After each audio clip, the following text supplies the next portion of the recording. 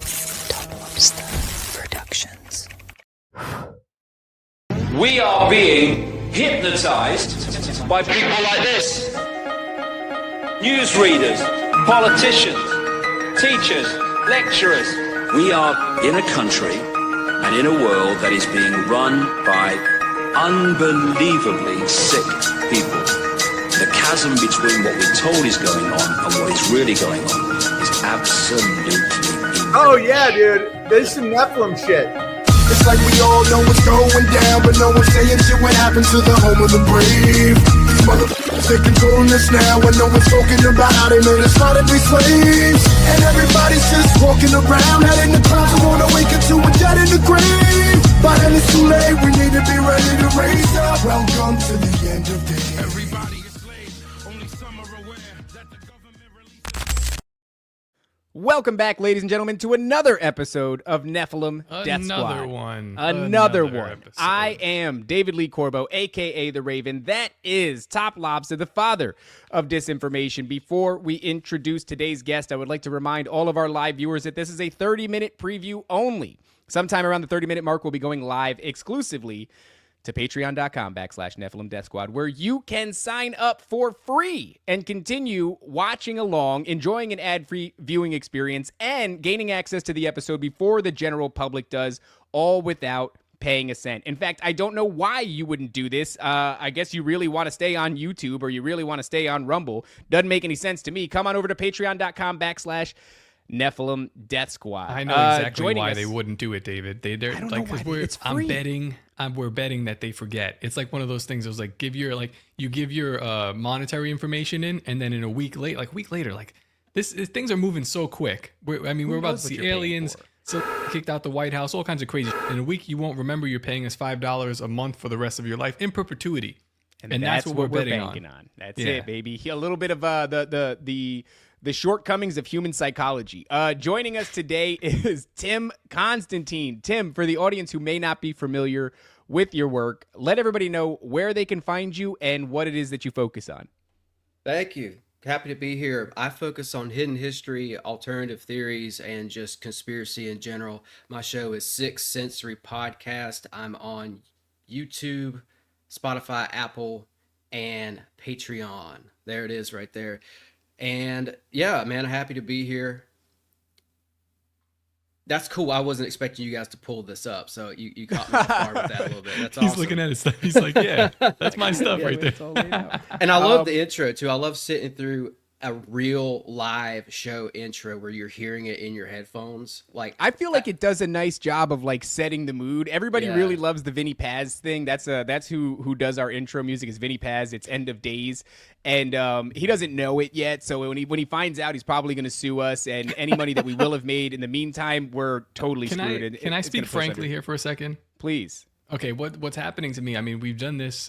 This is like 150, maybe 200 and something episodes where I've listened to this Vinny Paz thing, and I feel like I'm getting like this elite status of like where they're like, I have all the money, the riches, the woman, and then like Vinny Paz is the woman, and I've had it so many times now. They start trying kids and weird stuff. Like that's where I'm at with the Vinny Paz stuff. It's an obscure What do you reference. feel like? You feel like you want to change our music? Is that what No. you're saying? I think people would rebel against us if we change the music. We should We change don't it get a just to lot of screw with them. compliments on the content, but we get a lot of compliments on the intro music. People really love the intro music. In fact, the number one question we get isn't about spirituality or conspiracy theory. It's who the is singing your intro music. And so it's legit. It's thank legit. you very I much, wanna- Vinny Paz. Yeah, I want to hear the rest of the song now. Now It's that a I know banger. the title, I'm gonna go find it. I'm gonna It's seek Vinny it out. Paz, End of Days. It's a banger. So Tim, you said that you focus on hidden history, and that's a broad spectrum. I would say we get into quite a bit of that ourselves on this show. What in particular, before we dive into the real kind of bulk of the discussion, what in particular do you focus on when it comes to hidden history? How did you get there in the first place?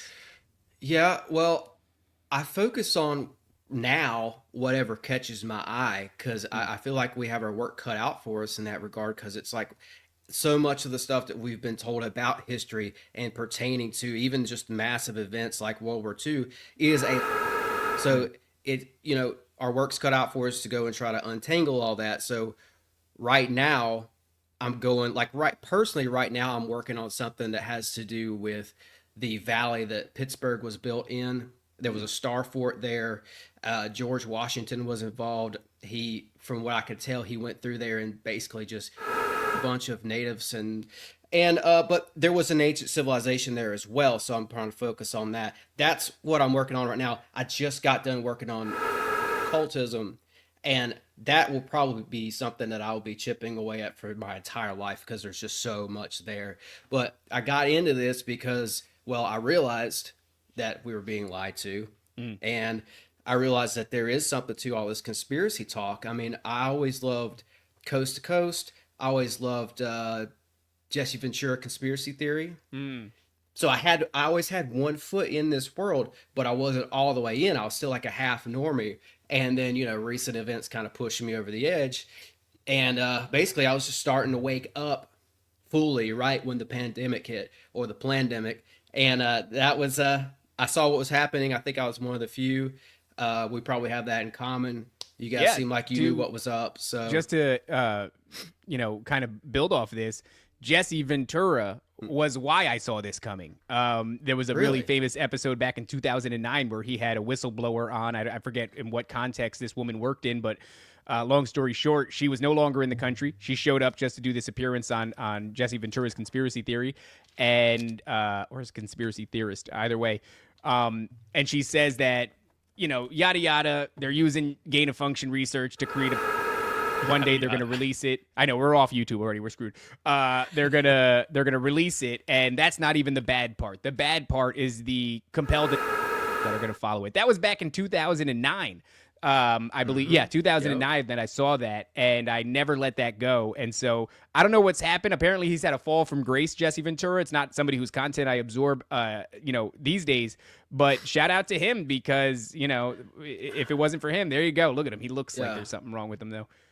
I talked to Jay Widener about him a couple weeks ago, and Jay's a friend with him. And so, I don't know if I got the full scoop or whatever, and I'm not trying to, I don't know what the deal with Jesse is right now, but I think from what I could tell is that he lives in Mexico and he lives on a beach and he just doesn't care. Yeah. You know what it was? I think I saw something. Yeah, it is the way to go. I think I saw something for him where he was saying something about you should be getting vaccinated. I don't want to put words in his mouth, but I think that was what I saw. And I'm like, you don't even remember your own episode, dude. Like, I watched it. You don't remember it. I get it. I'm guilty of forgetting my own content too, but every conspiracy theorist should come to a point, and I think that David Icke is right there as well. Shout out David Icke. He's in the intro too, but like, that's right. It's like, I've been doing this for so long and I'm just getting beat up. I'm taking the arrows. It's like, at what point do you go, take the vaccine? Just give me the money. Where are the lizard people at? Give me the money. I'll tell them. Spectrum. Like, you go so far to one end that you're crossing over right back where you began. I mean, Jesse's been in it for a long time, and he was also a wrestler. And who knows how many times the guy's been hit in the head? Oh yeah, yeah. The idea that he could remember anything at all. But yeah, I think there is something to that. Or maybe what happens is if you spend long enough being a conspiracy theorist, you get frustrated that no matter how loudly you yell these things and no matter how much evidence you bring people, they still won't listen to you. And so at that point you go, you probably should get inoculated. I just have this feeling, just based off of our interactions, you might want to get a vaccine. You should probably There's something end coming your down bloodline. End your DNA. That just didn't feel right to me though. Like, for me, it was instinct with this whole pandemic thing. And I don't know, like, I guess I have God to thank for that because I don't know where else it came from, but I had some weird feeling going into that thing, like the tail end of 2019, I had some weird instinctual, like, I could, if anybody doesn't believe me, we could talk to my ex-girlfriend because she would vouch for me. I said, when I saw something in the news about this, I was like fomenting in China, right? Yeah. And but it was barely being covered. I was like, oh, I had this weird feeling like something big was about to happen. So I went and stocked up on food early. And then when it did hit, when the shelves were all empty, because I did go, I wanted to see it for myself, and all the shelves were empty, I was good to go. But I had some weird instinctual thing like something was coming. So I don't know what that is. I mean, it sounds woo-woo. It sounds like But that was my experience with it. Well, me too. It feels like Really? you're plugged in. I think you were plugged in a certain way, in a certain sense, to certain things, and I was the same way. So I wasn't like I wasn't thinking at all that there's any way that they're going to do this. But a couple months before that happened, I bought a deep freezer and I filled it with meat and like that for like really no reason. And it's just like you can feel it in the air. Something was about to. The same feeling that I'm getting right now. I'm like, something's about to pop off. I feel like same. something's about to pop off. Yeah. Same. Yeah. I was just telling somebody this the other day. I was trying to explain to them this thing without coming across like I've got like second sight or like I'm a seer. Like I don't use any of those terms or empath. I would never say that about myself. But like with what you're talking about, I had that reaction like something's coming. I could kind of feel it, but at the same time, as I'm like buying the food, I'm thinking, why am I really doing this? Am I going crazy? Yeah. Well, but then I was glad I did. I almost actually not almost missed it, but because I had been aware that there was gain of function research and that I thought they were trying to, based off of the information that I was getting, it wasn't just Jesse Ventura's. That was a shining example, that episode, but there was a lot of whispers on the internet even before that, and I was seeing those things and it all resonated with me, but because those things resonated with me, I was like, as soon as the bird flu was mentioned, I was like, H1N1's going to be it. This is what and then it was like the swine flu. And I was like, okay, fine. Swine flu is going to be it. And then it was Ebola. And I was like, okay, Ebola is going to be it. Zika virus. Okay, it's going to be the Zika virus. And then by the time we got to COVID, I said, no, it's not. It's not going to happen because it hasn't happened. I keep thinking it's going to happen. And I don't think this is going to be it. And then, boy, was I wrong when they started shutting the world down. I was in no danger of ever getting inoculated or doing any of that silly stuff. But admittedly, I thought this is just the same that they've been doing to us over and over again. It's not going to. Top feels stuff in his gut. Raven feels stuff in his butt. We got to kick Z-Man out one episode just to put him in his place, just so he knows not to trespass. Here's the thing, David. Us. And like some people are shouting it from the mountaintops, and some people are kind of sitting and like doing math. And I think that there's this overlap. Is that the more we do this show of, you can compile information and get it to like refined to a certain point where I guess you can call it magic, and that's like this is going to go into the occult stuff with Germany. Like I guess we'd call it magic, but they were doing actual research, and I feel like what I was doing, like we saw the Epstein thing in 2019. He dies. And I'm like, something is happening here. Something big is boiling under the surface. The entire thing with Trump for the previous 4 years made no sense. And it culminated all the way up to COVID. So like people who were keeping track of how weird things were understood that there was a formula. And this formula was not sustainable anymore. And it was going to break. It's happening again now. But I feel like this is just it's like a metaphysical, like it's an alchemical thing where it's like you can only do so many things before there is a reaction. And there's 100%. I didn't mean to cut you off there. 100%. There's a formula to it. I just wanted to throw that in. I mean, I think we saw it too with the 2012 Olympic opening ceremonies. Those are some weird skits there that kind of, I think they were showing us what was coming because they, for one of those skits, they had the kids in like hospital gowns being chased by these demonic spirits. Yep. And they even had like who was the leader of who was Prime Minister of Great Britain during that? Tony Blair? No, wasn't it Tony Blair? No, it was the guy after him. It was the guy with the weird clown hair, with the blonde hair.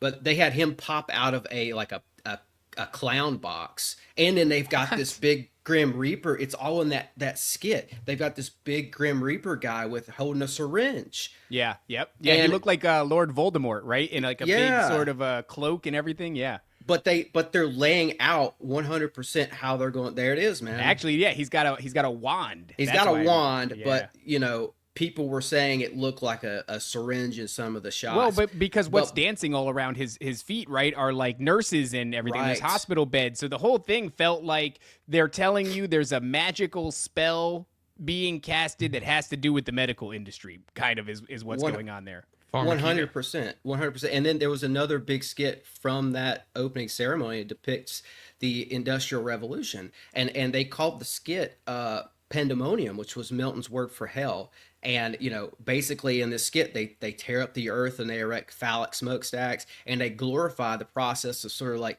disregarding the earth or disregarding the natural. And the whole thing just felt like a ritual to bring in this fourth industrial revolution. And, you know, that we know includes transhumanism, that's really pushing it, and maybe brain chips and a lot of stuff that we haven't seen yet, but we know they're working on. And, you know, what's crazy is right after that skit, Klaus Schwab publishes a book called The Fourth Industrial Revolution. Yes, that's right. So it's like, I think that they were showing us 8 years before what was about to happen. There's all these other eerie tie-ins. But going back to what Top said, there's a formula, there's like a metaphysical thing happening here. And I think it gets into these entities that are like orchestrating this, because some of this stuff feels like it's too, like if you ever look at the numerology behind the Las Vegas shooting, it's too perfect for it to be. Is that where you end up person. getting like 777 on virtually everything? Yeah. It's a lot of that, but it's just, you know what I mean? It's like too advanced for it to be a person planning it out. Almost. What I've become, because, you know, within this community, we speculate pretty heavily. Like, why are they showing us these things? Why are they leaving breadcrumbs? Why do they show us their symbols? Why do they go through these rituals? And a lot of people say, like, oh, it's revelation of the method. It's to have them abstain from some sort of karmic retribution, or it's a way of incorporating you into their sin, because if you see it and then you go along with it, it's interpreted as a form of consent. Now you're culpable in the thing that they're doing. And I could see some of that, but now I'm kind of coming to this place where I'm like, maybe those things are part of it, but really it's like, it seems to be the way by which you can manipulate this realm. And the ways that you manipulate this realm is you go through ceremony, you incorporate numerology, you incorporate symbols and geometry, you incorporate sacrifice and all these different things. And if you can do that surrounding an event that you want to execute, it's almost as if it tethers it to reality a little bit more. Or what you could say is, it just, with each layer of symbolism and ceremony, it increases the likelihood that the thing will come to pass. So really it seems like what they're doing is they've just figured out what the building blocks of this realm are, right? Because once upon a time in the Bible, it's like we were sacrificing animals, and then after Jesus Christ and the New Covenant, we no longer have to sacrifice animals, but Jesus was sacrificed for us. So in some ways, it's like, okay, there's a sacrifice angle, but God's doing it, and they're engaging in sacrifice. Maybe what's happening here is this is just the way by which you can alter this realm. So I don't even know if it's anymore they have to show you what they're doing. Maybe.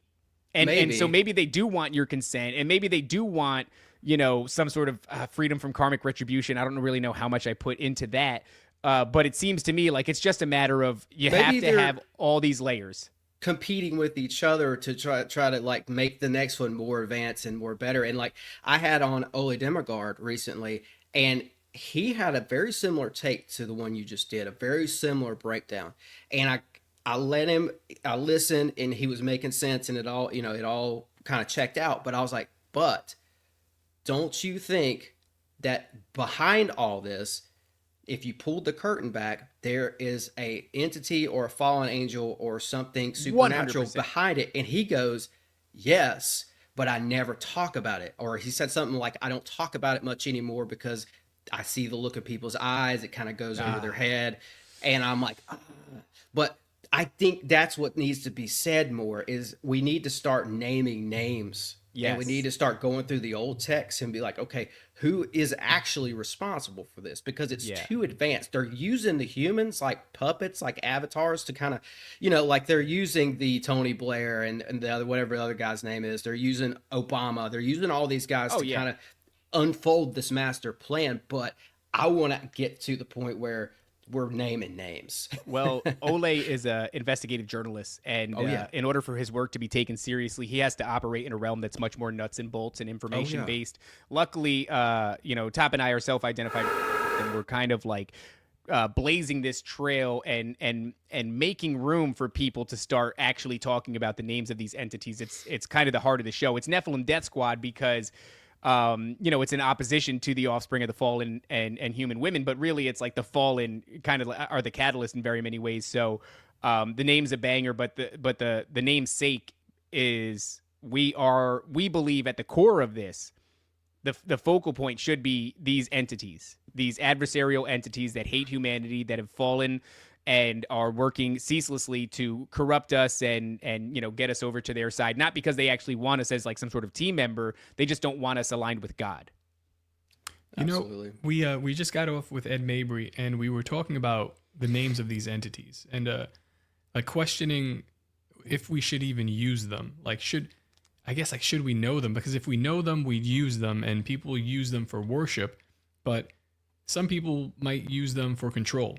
Like maybe Solomon had the seals of some of these demons. If you believe that he had them erect the temple for him, he knew their names, he had their signatures, their seals, and then he commanded them to do what he wanted.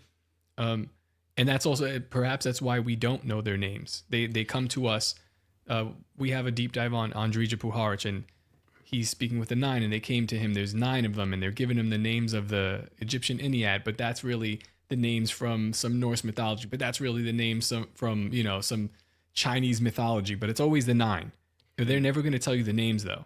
Well, so yeah, and I hear you, and I've actually had the similar thought. I've theorized that maybe the Book of Enoch was taken out of the Bible because of this, because it lists names straight up. Semyaza and the names of at least 20 watchers are listed in the Book of Enoch. And in a lot of other texts, like in the Sumerian myths, you see Lilith, you see Ishtar, you do see names. And in regards to the Enoch list, I do think that's dangerous. And I think maybe even early Jewish scholars saw that as dangerous, because they're thinking, what if the wizard over the hill gets a hold of this and starts doing some Aleister Crowley stuff. Of course, I'm putting that in our terminology, but you know what I'm saying? Like, it could be totally dangerous. Maybe that's why some of the names like Lilith were taken out of some versions of the Bible. Well, we would 100% worship them, right? Like somebody in the chat last episode brought up a good point, and it's that like we only know the names of like 2 or 3 angels, and the Catholics can't stop praying to them. And so it's like, well, that's an interesting thing, because surely if we had a long laundry list of the names of these angels, it would be dangerous to them, because maybe then we could cast them out. But it would also be dangerous to us, because of course some of us would end up worshiping them. And even if you didn't worship them, in the case of Solomon, where it's like you then bind them and have them do your bidding and you build this temple, absolute power corrupts absolutely. And humanity probably shouldn't have the ability to have, spiritual entities do their bidding. It just won't end well. You would start from a place of altruism, but you would end in a place of corruption, just because of the nature of what power does to people. So I think they're obfuscating their names from us on purpose. I think that's why you have all of these similar traits from one entity in one pantheon to the next pantheon. They're very similar in the things that they give people, in the things that they teach people, but they have different names. And there's like a long game of like telephone, and I think it's on purpose, right? So that you can't because we've all seen the anecdotal, whether it's in a movie or in the Bible, where it's like, having the name of this entity gives you power to cast it out. And so I mean, I don't know, I could see why it would be dangerous on a multitude of levels. Yeah, and maybe I can get into this some later today if we have time, but I've seen this sort of it's like a hide and go seek kind of a game that's being played throughout the millennia, especially as it pertains to Ishtar, because she goes by so many names. She went by Inanna, Ishtar, Ashtar, Astarte, Venus, Aphrodite. She went by many names. She's kind of like Madonna. She likes to reinvent herself throughout the centuries, and it makes it hard for us to nail down where she was and what all she did. I've been able to do that, but it took a lot of research, and people don't realize how involved she is in modern affairs. She's been involved with stuff throughout the centuries, and I can get into that some today too, but like a lot of this research for me is kind of predicated on the year 1947, because I see that year as a catalyst for change.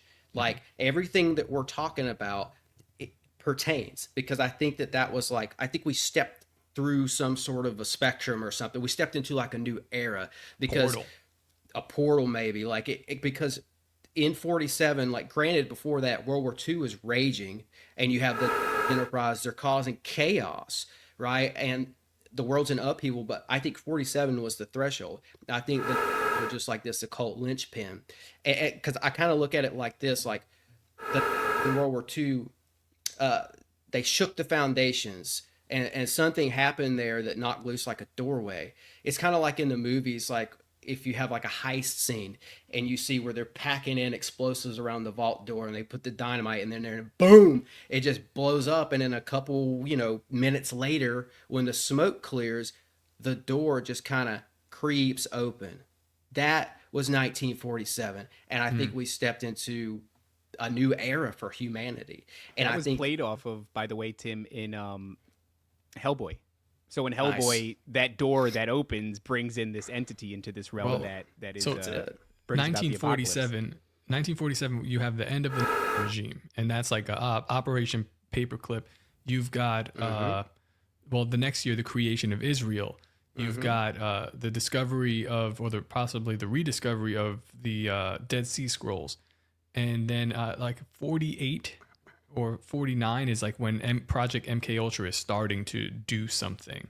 Right, which they seem to have started. It came off. from them. The 100%. MK Ultra came from them, and it really picked up over here in 1953 with the Eisenhower administration.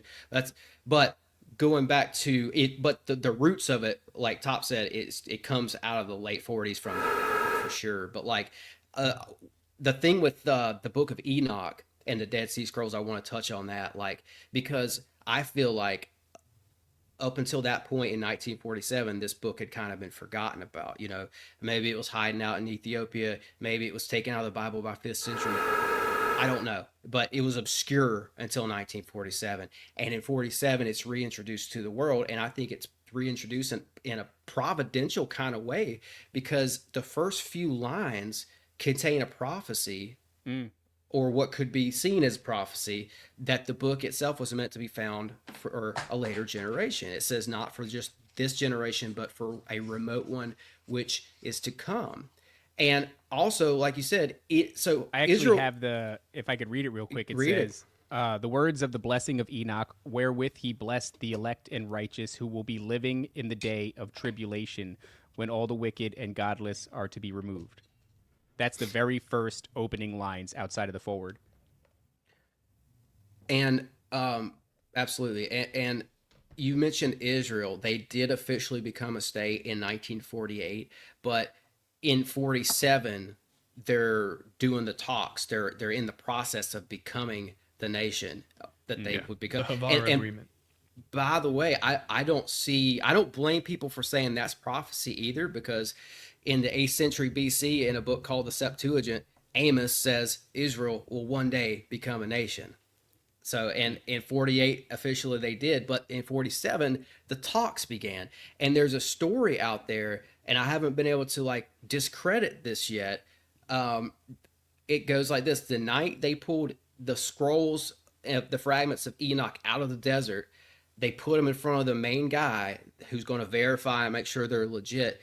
That exact same night, the UN was also having talks about the creation of Israel. And I just don't see that as a coincidence. Not at all. No, not in my opinion, not at all. I mean, this is a cluster. This is something that Top talks about all the time. We've been doing these deep dives, and they keep bringing us to like a decade of 45 to 55. Like within that decade, really, you want to talk about laying the stage? That's what it felt like it was. Is within that decade, the table was set for this final thing that we're entering, if it truly is the final thing that we're now standing in. But so much of the groundwork was laid during that decade in a really uncanny way that does not strike me as coincidence whatsoever. And also you had Roswell in 47. Huge, right? So it's like the supernatural was in the air. And also it's weird because we had just come out of World War II, and even throughout that war, we didn't officially establish an Air Force. It wasn't until 1947, 20 days after Roswell, that Truman signed the National Security Act that creates the Air Force. Whoa. What are the chances that they waited till 20 days after Roswell to make the Air Force? So that's also 47. And then they did the National Security Council. That was 47. That's like our top members of government who like run America's empire of war. That's those famous pics of like the presidents in the war room with like Obama and Hillary like looking all concerned, like that's the yeah. And like But if you think about it, since they enacted that in 47, we haven't fought a legitimate war. Since then, I would say that World War II, there are some psyops involved, but for the most part, this is my opinion, for the most part, that was a legit war that needed to be fought, and on our end. Since then, name one that's legit. Right. Yeah. Yeah, that's certainly the case. CIA was 1947. That goes back to this MK Ultra thing, dude, because like that marks the beginning of the intelligence agencies actively like changing the way Americans think by using propaganda and psyops. Yeah, I mean, literally programming the way Americans think, right? And that's still something that, I mean, to today, the propaganda machine is such a well-oiled machine that it's the apex of what was started all those years ago. But I agree, man. It feels like the catalyst to kick that ball off in the 40s was did something. And you know, just to go back to what we were saying before, that bleeds through into American pop culture. You see it portrayed in Hollywood one way or another, and I think Hellboy is a good, you know, sort of an exciting portrayal of that time, right? Because it's the ultimate fantasy version. What happens is they go there and because of whatever this pseudo regime, because I don't think it's exactly in Hellboy, although it might be. But it's a placeholder for them, much like Hydra in the Marvel series is a placeholder for the regime. And so whatever this you know, body of military is, they puncture some sort of dimensional doorway, and out of it comes Hellboy, and also a bunch of other fantastic creatures end up. But he you know, he becomes part of a Black Ops sort of, what would you call it? Like a pseudo military intelligence organization. Like, so I don't know what actually happened there. What do you think that did? Or do you even disagree with the idea that they kicked this off? I think that they were, like I said, I think maybe I breezed through this real quick. I think I said something about them being a linchpin for this. I think that's what I think that, you know, I think God plays beyond 4D chess, and he lets conflicts go on down here, and he's like, okay, I'm gonna let these dicks over here do this, and I'm gonna use that situation for something better later. Like, it's bad in the moment, it's you know, evil's being played out, but God's thinking a couple steps ahead. I think that we're just kind of allowed to go through with this for some reason, and I think that they were probably, you know, all those rumors of them channeling and all that stuff. Yeah. There's something to all that. I mean, they were so deep. I'd love to do an episode sometime on this, just focusing on the occult Nazism, because those roots run deep. But I think too, it's just this perfect storm that's happening in 47, because I mentioned Roswell, and you know, you also had Kenneth Arnold in 47. You also had the Maury Island incident, and my whole point. Oh, by the way, Maury Island is like, they say it's a hoax, but I've looked into it. I don't think it was.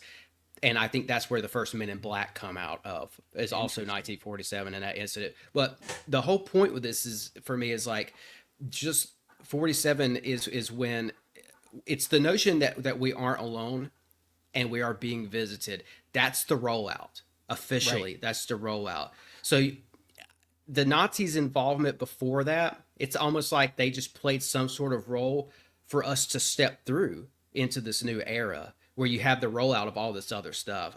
They were just kind of used in this, I think. Like, even Hitler, man, Hitler may have just been used by some elites. That's a big rabbit hole, but it's possible.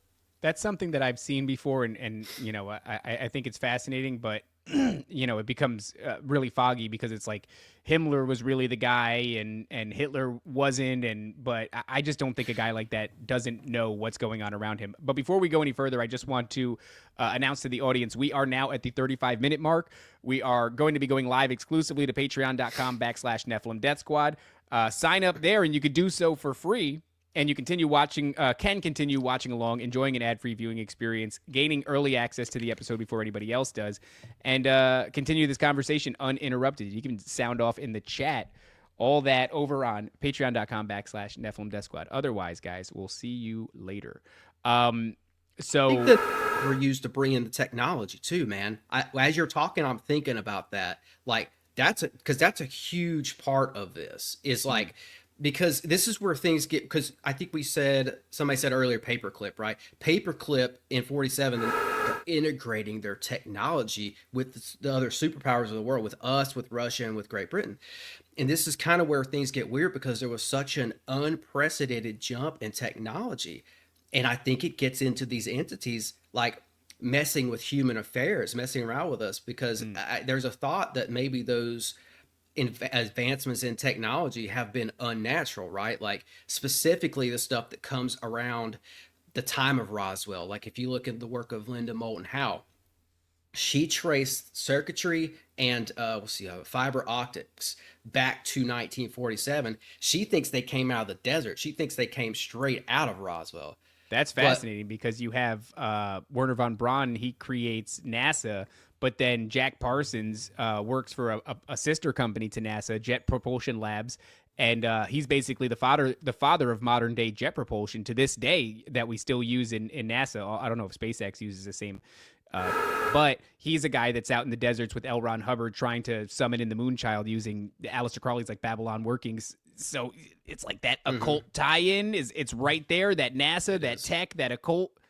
Yeah. And if you look at this totally, I agree with you totally. Like the occult really comes into play here. Because if you look at, even if you go back to ancient Egypt, their science and their culture seems to have been revealed to them rather than developed by them. And it goes back to Isis, and like she's like, in my opinion, she's the first alchemist.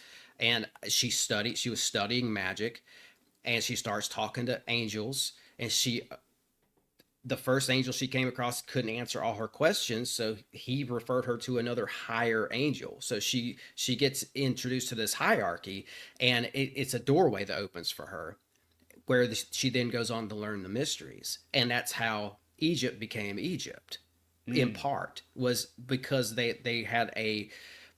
was a source for their technology, and it was like heavenly or angelic, I should say. It's coming from the angelic realm. This is something that Top and I talk about often. I'd love to get your thoughts on it. We feel like what's been happening since the dawn of time, the reason that all these ancient cultures attribute jumps in technology or jumps in, agriculture or metallurgy or whatever it is, they usually attribute it to a deity. And we believe that all these deities are likely fallen angels. They obfuscate their name from one culture to another.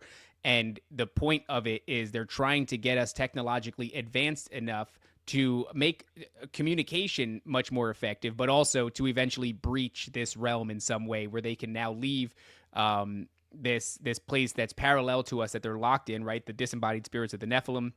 They don't go anywhere. They're stuck here, basically, unable to interact with the physical realm. And the fallen. And I think that the name of the game is, can we get these creatures to the point where they can, I don't know, maybe create a large particle accelerator that actually just opens up dimensional doorways, and that way we can get back in. Yeah, I think so. Yeah. CERN also comes out of Really? Yes. Developed the first particle collider in 1943. They were working with a guy named Rolf Weiderow. So he develops that for them. After the war, he goes and works directly for CERN. So yeah, this comes out of there too. But if you consider Roswell, 1947, all the stuff we talked about as origins for where we are right now with technology, and I have to at least put the question on the table, is that some of the old Watcher tech coming back and being revealed and kind of re-emerging right before the Watchers are let loose? Because back to the Book of Enoch, that's what it talks about. Yeah. The Book of Enoch, it's crazy. There's a pattern here, right? It comes out in 1947, and it talks about the Semyaza being released back in the end times. That pulls the car up and like parks it at the door of Revelation, and what happens in that book. But all this stuff actually led me to a curse in Enoch, and I'd love to get to that at some point today, because I don't know I think I asked one of you guys through a message if you'd heard of it. I've never heard of that. A curse that's found in Enoch? Like a 5,000-year-old curse. Yeah, no. Yeah. That's what we're talking about. Yeah. So, because basically I arrived at this because I'm seeing this pattern in my research with 1947. And it keeps leading me back to the book of Enoch. So I'm thinking like, man, I've got to look at this book again. I need to go back and read it. So I did. And I came across this curse. And like, let me pull this up here, because this is not the easiest thing to explain on a podcast without like a whiteboard, but I'm gonna try. I'm gonna do my best. I've done the math on this over and over again, and it's from Enoch 10 verse 12, where it says, God tells the archangel Michael to bind Semyaza and the watchers in the valleys of the earth for 70 generations, and I think that that's in correlation with Genesis 6 and the event we see unfolding there, and 2 Peter 2:4. So even though this is in the book of Enoch, I do think that there's some biblical, precedent to take this seriously. But I found out the first thing I wanted to find was like when the curse was placed. So I looked at the time of Jared, because that's when it was placed. Enoch was like Jared's son. So, and all this happens, kind of around the time of Jared, which is, it's interesting. Like it's a peculiar in a way that the Bible talks about the time of Jared as if it's like meant to be looked at, as if it's like a measured historical time frame that's to be used for a reference. That kind of jumped out at me. But anyway, with the time of Jared, the main thing I was concerned about was like the dates. And if you trace the genealogies back, it was 3,544 BC to 2,582 BC. That means that he lived 4,900 years ago. So then how long is a generation conventionally? Okay, so that's the next thing that I factored into this. Like, I wanted to figure out how long the curse was for. Right. So I had to figure out how long the generation was. I went with Psalms 90 verse 10 that says it's 70 years. So if you take 70, because 70 times 70, right? So if a generation is 70 almost years, check out, right? Just because of the Bible's proclivity for the number 7. Right. There's all kinds of little nuanced things like that too. Yeah, where this that fall into this. 70 times 70 is 4,900 years ago. So Jared was alive 4,900 years ago. The curse was placed for 4,900 years. 4,900 years ago. That would mean that this curse is almost up. That's a wild thing to like. I mean, even the timing of that, you must have been like, "Whoa!" I mean, what are the odds that some human would be doing the math exactly at the end of the line? Yeah, I know. I that's why I went back and like looked at it over and over again. I'm like, something's got to be wrong here. Yeah. Can I read it? So I have it here. It says, and when their sons are slain, and when their sons have slain one another, and they have seen the destruction of their beloved ones, bind them fast for 70 generations in the valleys of the earth, till the day of their judgment and of their consummation, till the judgment that is forever and ever is consummated. Yeah, that's it. You said, 10, 12, right? Okay. Huh, man, that's interesting. 4,900 years. Yes. So to basically this time period. Give or take, right? Depending on when this dude existed. Right. Yeah, well, that's the thing. There's a second way to do this. I don't know that I could explain it on here. I'd need like a chalkboard, but there's a second way to do this where it gets real trippy when you overlay Psalms 90:10 with the exact time of Jared. Like you factor in his lifespan fully. And it still lines up perfectly, because the middle of Jared's the middle of his life was 4,900 years ago. So it's hard to you know what I mean? Like it. So then what would you have to do? Like figure out how old Jared was when this curse hit him? Yeah, you'd have to. Well, I don't think you need to, but because I think it's so spot on in general. But my whole thing with this though isn't like to be prophetic and like stand out in the street with a sign say the end is near. You know what I mean? Like, I'm not trying to do any of that stuff. I just think that this is weird. I had the inclination to look into it, and I think it's weird. And also, like, part of the trippy overlay, if you go deeper and do more math with this, is that in Psalms 90:10 it says a generation is 70 years or 80 if you're blessed. Interesting. So but he was cursed.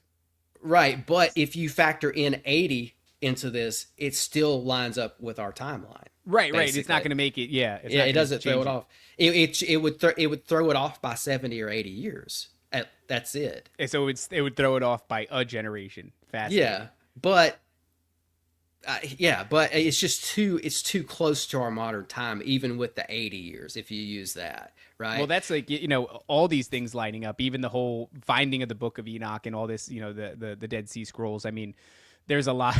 Yeah, not our strong point. It must be the end times if they're doing math on NDS. Yeah. Yeah. Thank you. But I mean, all of these things, they just add to an overwhelming body of, I don't want to call it anecdotal evidence because it's not quite anecdotal, but it's like evidence that isn't refined down to the year, right? It's not that accurate, but there's so many things that make us feel like this time that we're in. And I know we've said it too, and Top said it recently, where it's like a lot of people in the past have thought that they were at the end times, but it's like, did they have this overwhelming mass of really strange, compelling things that we're all pointing to this? Like, I don't know. I didn't exist back then, but it still stands. There's a lot of it that kind of makes you look around at right now and be like, yeah, I get like we talk about Blavatsky and Alice Bailey, and they're saying that 2025 is going to be this golden age, the age of Aquarius, and now Donald Trump is saying that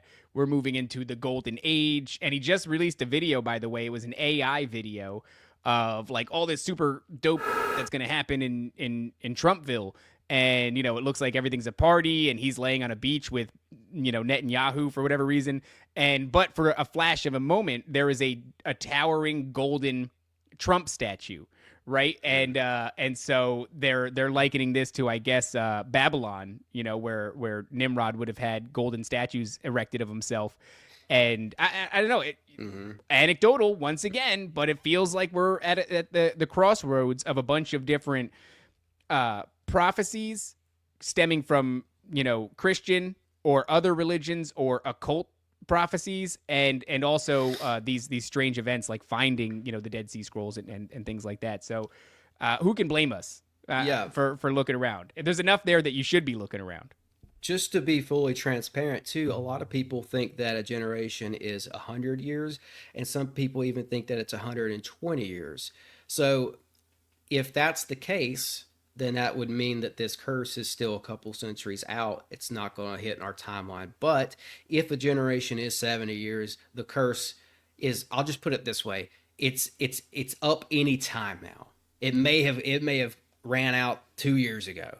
Or it might be 20 years from now. There's a window here, right? So you can't be dogmatic about it. But I think that this curse gives way to the release of Semyaza and the events that roll out with the Book of Revelation. And like I said, I'm not a prophecy guru. I don't give dates, but this is just weird. It's weird enough to where I thought it should be mentioned. And of course, we're not given the day or the hour. And I just want to just make sure people get this. The end is not, I'm not saying the end is here. I'm just saying it might be near. That's my intentions here. Do you have any interesting? Oh, go ahead, Top. Do you have any idea why like Semyaza and these other entities would be locked up, but Lucifer, or Satan as we know him, is free to roam? Like I never quite understood that. Yeah, boy, that's a deep one. I was listening to Derek Gilbert the other day, and he was breaking down how Satan might not be Lucifer, how there's a lot of smoke and mirrors concerning who Satan actually is. Even Lucifer. I think just talking to Ed Mabry, and he said that Lucifer is more of a title, the light bearer, the light bringer, the morning star. So like a lot of these things are like titles, and it becomes very difficult to figure out who's who. I think the main thing though that I would say to answer that question is that just like God plays chess, I think this entity Satan plays chess as well. And I think he knew to kind of hang in the backgrounds and not get his hands dirty with this Watcher Mount Hermon thing. I think he orchestrated it like a politician would, or like a mob, like a mob boss would send out a hit. Like technically his hands are free of it. Right. So you got to get him on tax evasion. Yeah. And man, I mean, there's all kinds of interesting ties in with this stuff too in the fig tree generation. Like if you look at the Jesus's parables from Luke 21, and he's talking about I think it goes back to what Raven's saying is like, what it says is like you'll be able to tell when the time is here. Like there will be signs, right? Because Jesus is talking about a fig tree, and he's saying before it's officially summer, you're going to see little buds on the branches. Like you're going to see the signs. Yeah. Right. That's what I've become comfortable with, because it's like no man knows the day or the hour, but does that not mean that we won't know the season or the year? Right. So there's kind of like a semantics issue there. And then it's also like I'm pretty comfortable with the idea that we'll be able to see it coming, because we can see it coming now. We have plenty of conspiracies and idiosyncrasies to tug on, enough to create content out of it. So chances are, if we really are moving into, this season of revelation and all these things are going to take place, the writing's going to be on the wall. We're going to see it coming. We may not know exactly the day or the hour, but we'll be like, yeah, maybe the week. I don't know. But when it comes to this whole idea that they're bound in the valleys for 70 generations, that immediately brings to mind the 4 angels that are imprisoned under the Euphrates. And that's just another one of those things that bolsters this are we in the end times question, because one of the prophecies was supposed to be the drying up of the Euphrates River. I don't know if anybody's looked at the Euphrates River lately. It's not looking too hot, right? So, I mean, and that's interesting too, that God keeps locking them in the ground. He just keeps going underground with you. And Azazel as well. He was put in the desert, in a pit in the desert underground by Raphael. So there seems to be, there's a theory that they're locked in the mountains of Earth as well, like because there's one verse where it says they were put beneath the hills or the mountains or something like that. So that's an interesting thing. But wrapping this up with 1947, for me, it's like I'm wondering if the Book of Enoch is meant to be like a divine heads up, like. Because it does say it's meant for the later generation. It's almost as if Enoch had like a John from Revelation style vision about this future group of people. And I'm just like, well, what if we're that future group of people? And we pass into this new era in 47. And like, if you look at people who get prophetic with the fig tree generation stuff, I saw this guy the other day, and I took a screenshot of it. He was talking about how he thinks that the prophecy begins in 67 because Israel's formed in 48 officially, but they didn't get Jerusalem until 67. And so he thinks that, here, I'll read it to you because this is crazy. He says, we should be in the fig tree generation that Jesus was talking about when he was talking about the second coming and the end of days. He goes on to say this was a future event after Israel was completely destroyed and then comes back. This happened in 48, but the prophecy doesn't start until 1967 when they got Jerusalem back. A generation is roughly 70 years. So I agree with him on this. So 70 years after 1967 is 2037. So he says, so the Great Tribulation should start around 2028 to 2032. Well, I mean, that is just close to what a lot of people, I mean, there's a whole thing called Messiah 2030. It's a documentary on YouTube. It's very compelling, and there's a lot of fantastic information. I think they get a lot of stuff right.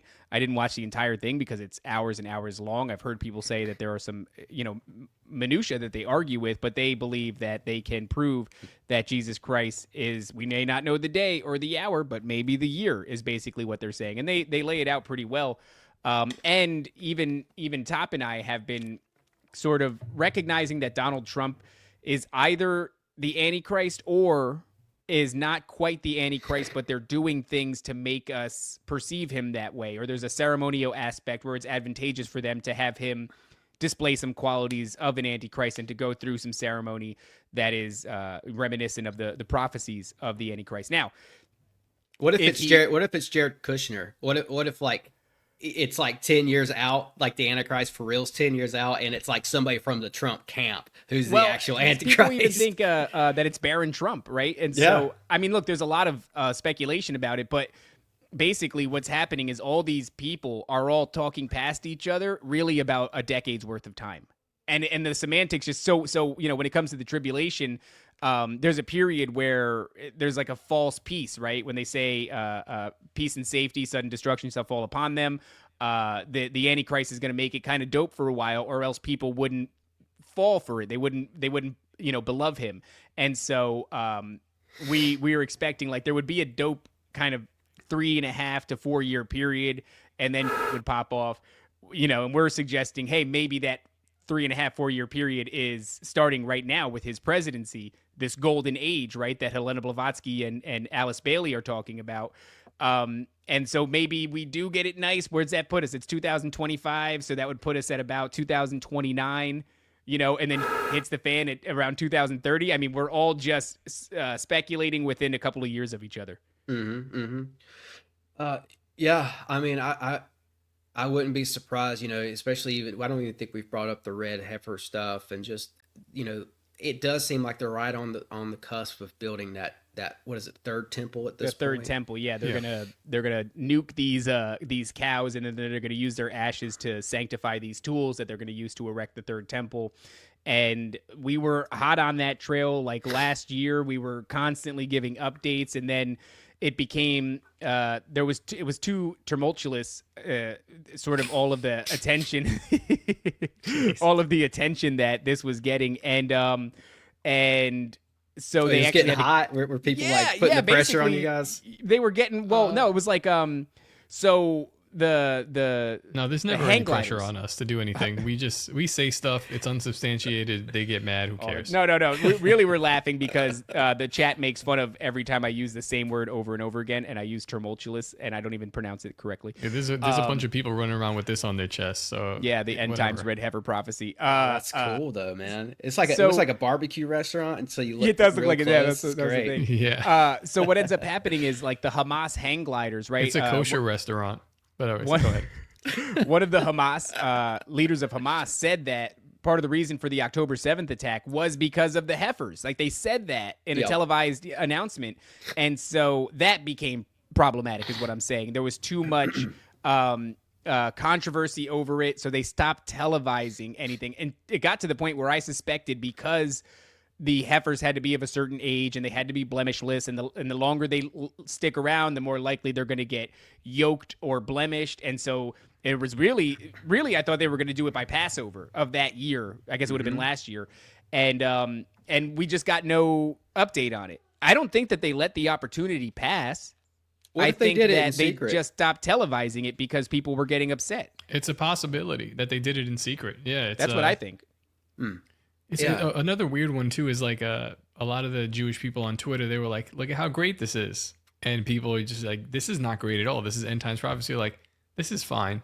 Like, no dude, this is horrible, what are you talking about? And they're just like, the dynamic between people celebrating or being like ambivalent or completely freaking out about it. And also, we had that eclipse, let's not forget that was a very strange time. The eclipse, just everything's been out of whack, man. A lot I know the New Agers kind of say it's us moving into a new era and all this and that, Aquarius, but like it's too much stuff to be to go unnoticed. And like again though, guys, the technology, like that it's happening in our lifetime right now. The fact that we're here, we're alive, while everything's changing because of technology. It's been, millennia. Yeah, look, we could talk to demons and have demons write descriptions for our YouTube videos. I mean, it's a fantastic time to be. We're all just miniature Solomons, just capturing demons. That's what Rudolf Steiner talked about he died in 1923, but before that he rolled out this idea of the eighth sphere, and he was talking about this entity called the Ahriman that was going to come to Earth, and basically it was going to come to Earth during a time when, what do you say, science was being looked at as a religion and not as a theory anymore, and all this stuff. But he was like, it's going to come, it's going to latch itself onto our technology. Oh, that. As it's helping to facilitate our technology. Yeah. So, and it just sounds just like AI, and like Rudolf Steiner's talking about this at the turn of the century as if he's saying it's an astral intelligence that's going to come down here. He doesn't have all the words to describe what we're living through right now, but if you read his stuff, it's like he's literally talking about this entity that comes to Earth, it gives us little breadcrumbs. It gives us circuitry maybe, or whatever. Yeah. It helps us facilitate an internet and build that. And then it uses that to present itself to us and sort of manipulate us. Yeah. Yeah, I would say that's Crazy. exactly what's happening. That goes into that, that idea that Top and I have, where they are nudging us throughout history to get us to this point where, no longer do we have to cut down an oak tree and carve sigils into it and communicate with a planchet to the spirit realm. You get to the point where the spirit com exists in like the 80s. They've had some technological breakthrough where they can communicate with entities, and it ends up kind of driving some people schizophrenic, and it kind of falls away to the wayside. We don't talk about that anymore. Now Hasbro has an app, like a Ouija board app, where you can talk to an AI spirit. So it's like everything is just about getting us to a little bit closer until the point where we can. I said this one time. I was watching my son. He was watching a new Ninja Turtles show, and what happens in the Ninja Turtles is like Donnie, he's the tech turtle, he has a breakthrough. He starts communicating with these things that are saying like, hey, we're stuck in this realm, we want to come out, can you build this technology? Donnie builds the technology, and he accidentally brings into this world these ancient adversarial, like demonic entities. And I'm like, yeah, that's kind of it, is That's where it. my head's going. We're going to end up doing that. Yeah, and also like with my research and with 1947, that's a year when I started to see this entity named Ishtar that I mentioned earlier kind of come out in a big way. She came to the West, in my opinion, and helped orchestrate the space age. I think she helped orchestrate the new age, but definitely the modern UFO age. And That's fascinating, because you mentioned Jack Parsons, and he's involved with this too. Which, I'd love to get into that with Ishtar and the Babylon working and some of that. Yeah, today. tell me about Ishtar, because this is an entity that we don't talk that much about. I mean, we talk we about talk a lot little of them. bit. Like Ishtar is associated with Venus, but Venus is also associated with Lucifer, the morning star. And sometimes it seems that these entities will present as male for one period and as female for another period. Is that what we're seeing here? Is this the same entity as Lucifer? Yeah, she may be androgynous. I don't know if she's her male counterpart would be Lucifer. They're but always. It's like in the Hittite panel. Maybe it's not the Hittites. It's one of the ancient groups. They had her listed under their male deities and under their female deities, which I thought was Ishtar was on both. But just a little context here. Right before I recorded my first episode, right before I started my podcast, I had a UFO encounter. Wow. I went hard into UFOs for like my first 9 episodes because I'm fresh off this encounter. So the first name, or the name that I keep seeing coming out of my research, is this Ishtar, Ashtar, Inanna. And like, who is she? She's all over the place. She's in the Anunnaki tablets. She's in the Bible. She's all across Mesopotamian and Mediterranean history. And it's go ahead. What? Can you tell us about your UFO encounter before you go into this? I know we keep derailing. Like, I want to hear about Ishtar. We're like, no. But just tell us, what did you see? Yeah. So let's see. I'm trying to remember the month. It's not coming to me, but it was right before I started the podcast. It was like a month before, maybe. But I was on the phone with my friend in North Carolina. I'm in Tennessee, so that kind of plays a part in the story. And we were talking about starting this podcast. He was going to help me start it. And that was the whole point of the conversation. And like, we're talking, he goes, hold on. He goes, and then he tells me, he's like, I just saw, or maybe I'm sorry. He hangs. I always screw this part up. I'm sorry, guys. He hangs up the phone. He's like, I'm going to call you back. And I find out that he had saw like 7 or 8 lights in the sky, like right in front of him. And they were, they were weird. They weren't natural. And he hung up the phone though, because he heard an explosion in his neighbor's yard as he sees the lights. So he's like, dude, I gotta call you back. So before I get back on the phone with him, I step outside. I was in my living room. So I step outside. And as soon as I step outside, I was out there for maybe 15 seconds. And I see this orb that shoots up. It arcs up perfectly in my field of vision. It goes right in front of me, and it goes over the tree line across the street, and it kind of disappears under the tree line where there's another neighborhood over there. But it was like this perfect white light orb. It was almost like somebody was holding a flashlight and floating through the air and aiming that flashlight right at me. But before it went over the trees and disappeared, it blinked at me 3 times. Huh. Oh. Like it was intentional. Like it's like, I just want to make sure was it that like you're seeing me. Like a perfect circle, or was it like maybe like elongated, like a more of an egg shape? Or don't tell him it's, oh my God. It was perfect. It was actually just a perfect orb. And I couldn't tell if it was like a craft but the weird thing about this is like, it didn't feel like it was a drone or a plane. It was definitely not a plane or a drone. It didn't move like that. I don't know. There's like this old footage I saw from the 90s where a guy actually captured an orb over a field, and the orb was making a crop circle. Yeah, I've seen that. It moved like that. It moved exactly like that thing in that footage did, except this was at night and this was bright like a light. So that was they move in a way that's like, it doesn't look like they're being hindered at all by, I don't know, wind, gravity, like anything like that. Yeah. So you're saying it wasn't egg shaped at all? It didn't look like these? No. All right, that's fine. Okay, that's a lot scarier. You see that in the sky. That's a lot scarier. I'm not going to lie to you. What the fuck? I actually saw a UFO recently as well. He's lying to you. 4 times. 4 times. 4 times in a row. Did the same thing. I said there's no way. And then I looked up again and it did the same thing. And then I said there's no way. And 4 times it did. And I was like, not once did I say, because I figured, I was like, it came and it flew out of sight, and I didn't think to take my phone out because I was like, why would that happen again 4 times? And I'm like, this I'm going crazy. Called David right after. It was just nuts. I do get upset though, because we've gotten to this point now where it's all about sort of the technology, and we have this narrative now that it's like benign space homies with advanced tech from another galaxy far, far away.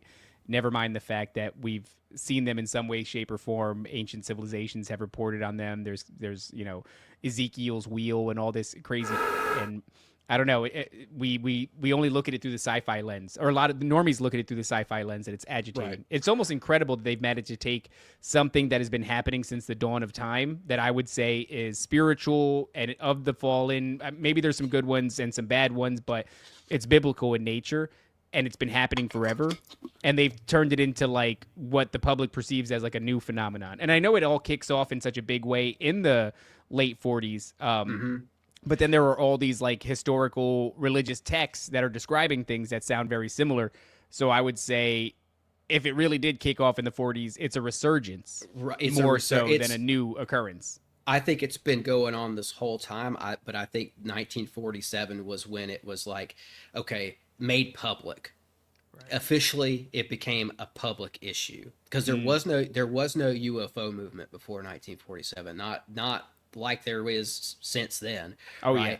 But yeah, people have been having sightings for a long time, and like, what's significant about that story that I told you guys, to me, is that I was talking to my friend about starting a podcast where we were going to talk about this weird kind of stuff. Yeah, we were planning on.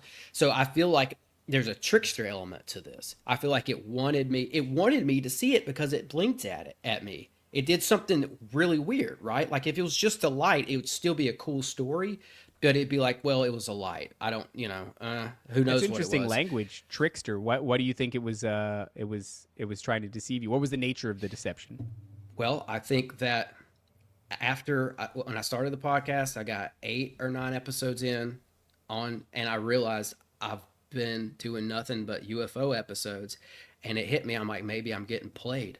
Mm-hmm. Maybe this thing totally played me Has into your its hand. ideology changed, Tim, since then? Like, what was your interpretation at the time, and is that different than what your interpretation is now? It's different, man. I don't.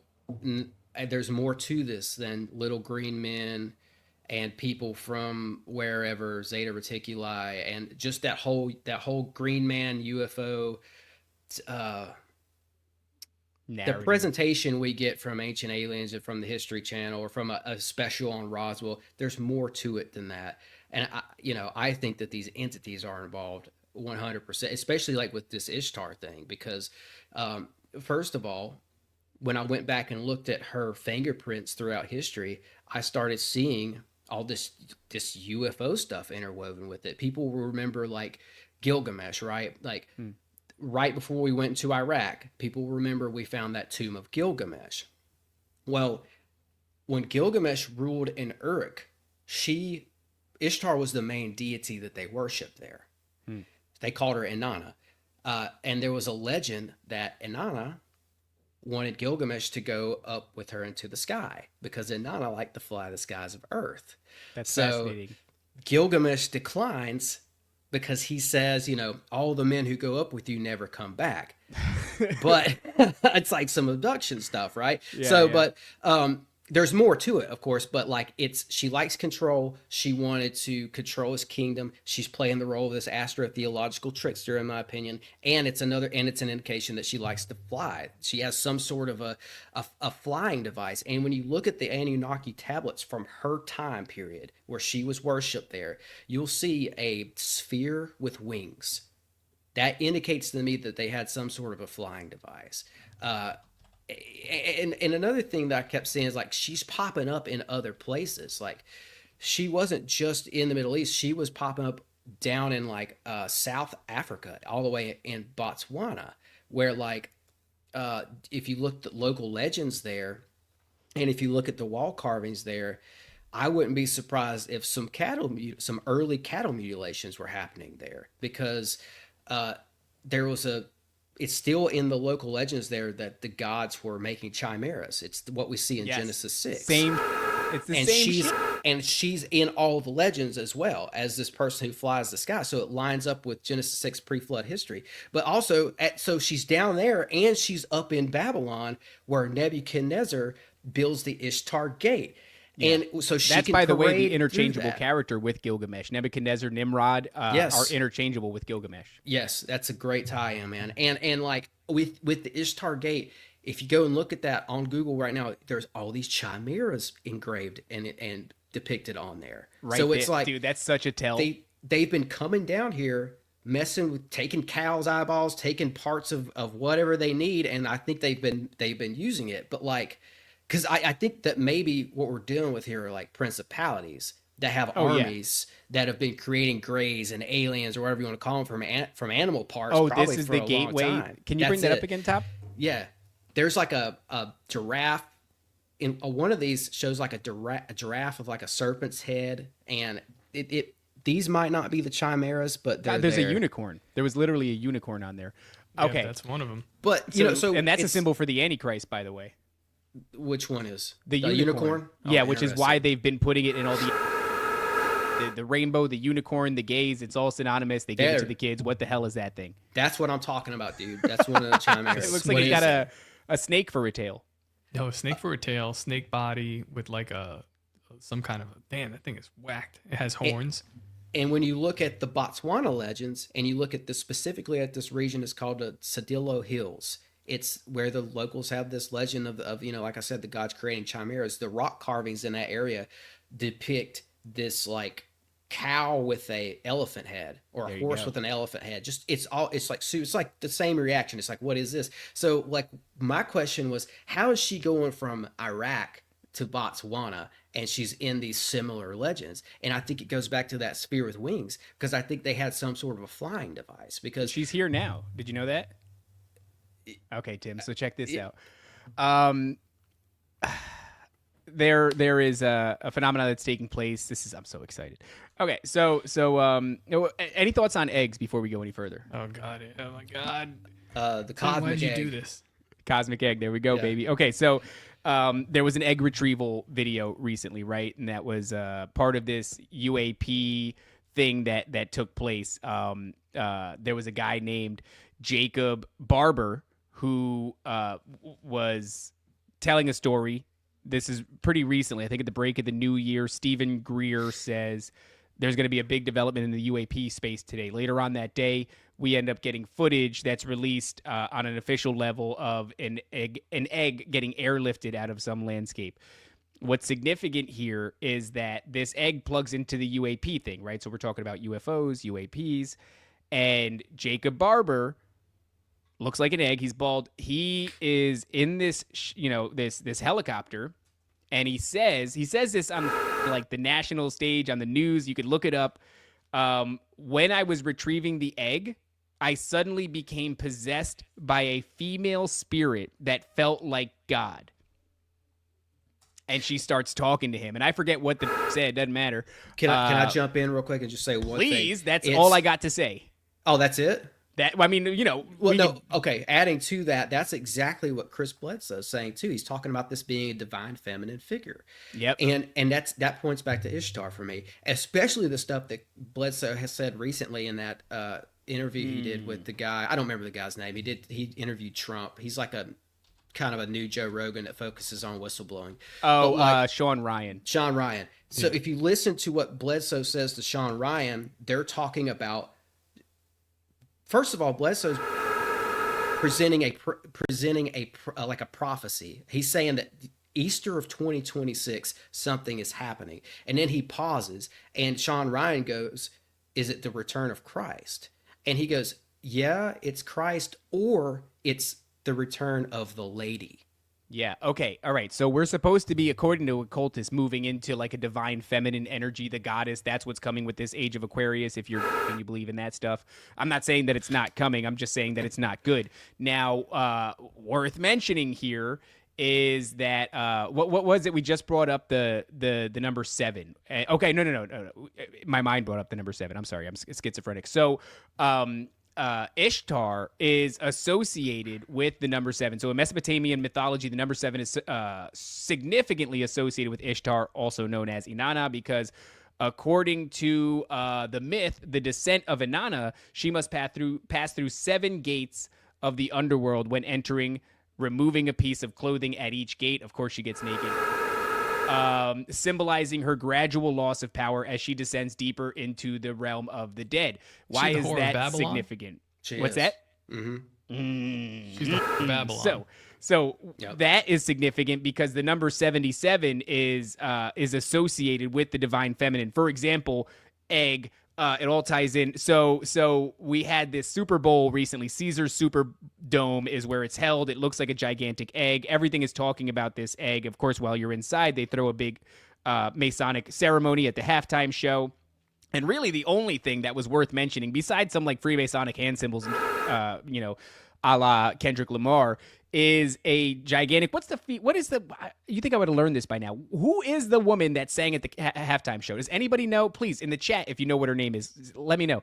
So there's a female artist, she's singing, but when she is presented in a inverted triangle. Her stage is a gigantic inverted triangle, which is, divine masculine, divine feminine. They come together, they form the Seal of Solomon. There's a bunch of other meanings to it too, but it's divine feminine. That's one of the meanings. So they do the whole bit, and the very next thing that happens is they roll into a commercial, and it is feminism-centric, right? It's a young chick who's playing flag football, and she's juking. Even the men can't stop her. She's just cooking. She's spinning, and she's running, and all this shit, and it's really cringy, and she's number 77. That's her number on her shirt. All of this it's all tied in.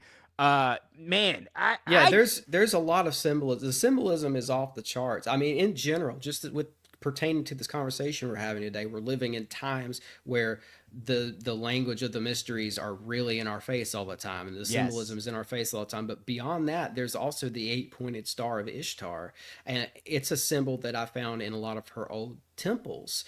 Yes. This is one that Top and I got confused about because it bears resemblance to the Seal of Solomon or the Star of David, but those are made up of triangles, whereas this is made up of a square. We saw this recently, Top, and we were like, is that the Seal of Solomon? It's not.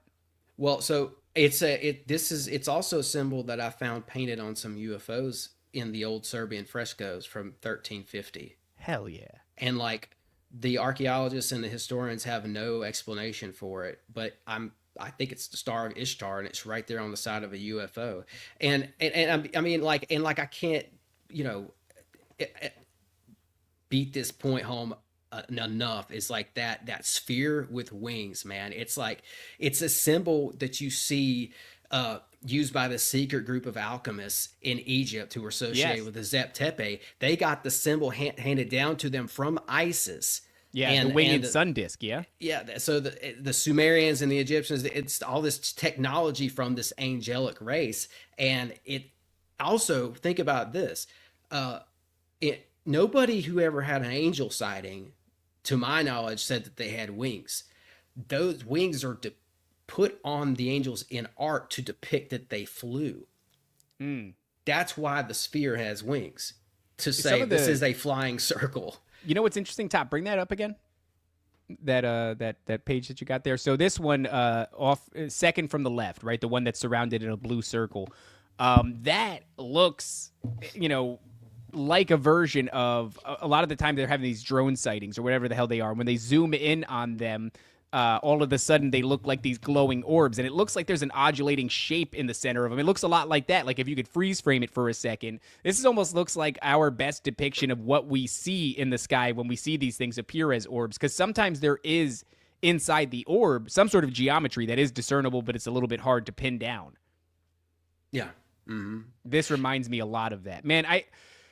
If you jump into modern times too, and just all this UFO stuff that we're seeing that really got started again in 1947, like she's involved with all of this stuff. She's involved with Crowley. He died in 1947, but before he died, he did he channeled a cipher from an entity in Egypt, I think named Aiwass. Yeah, it was Aiwass was in Egypt and Lamb was in New York. So that cipher was like decoded in the 70s, and it was put in a book and published called Secret Cipher of the UFOnauts.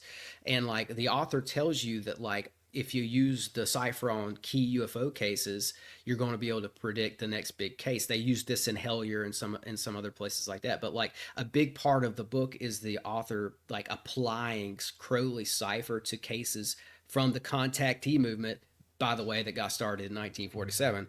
And but what happens is you see Ishtar, Ashtar coming out of the cipher a lot in that book. So her name pops up with that. It pops up with the Ashtar movement that comes out of the Mojave Desert with George Van Tassel and all that. But also, I think somebody said earlier she's Babylon. She's definitely Babylon, because it ties in with the Babylon working, because those guys, Jack Parsons, L. Ron Hubbard, they did that in the Mojave Desert. They started that ritual in 1946, and they actually ended that in 47. So it lines up with this timeline again. So like, but because they documented that whole thing, Parsons did. So I went back and read it, and he put out Liber 49 as well, and it's basically Ashtar talking directly to him, and he's like scrying it. Yeah. But he says Parsons describes imagery associated with the mystery of Babylon and imagery that's associated with Ishtar. Like when he's talking about the woman who rides the beast, that's Ishtar. He's calling her Babylon, but it's actually Ishtar, because I tracked down this occultist who wrote a book on the goddess Babylon. Okay. This dude took 7 years to write this book. He says Babylon in her earliest forms is Ishtar Inanna. I wonder if there's any interchangeability between Ishtar and Lilith, because they share symbols in common, right? Like they get mixed up a lot. You'll see, with Lilith, you'll look at her feet. If it looks like she has bird feet, harpy feet. Yeah. Mm-hmm. Well, actually, that's interesting because there are depictions of Ishtar with bird feet. No. I believe that's mistaken for Lilith, I think. So that's interesting because even like, you know, so they share the moon in common as a symbol, and I wonder if they share 7 in common. I wonder if they are one and the same, different aspects of the same thing, or because I don't think that the conventional explanation we get on Lilith of being the first husband of Adam, I actually don't think that that's true I don't at either. all. I think don't that either. was something that was subversive. Well, they're both primordial goddesses. I think they're not fallen angels. They're not watchers. They're something else. I think that they just predate humans altogether.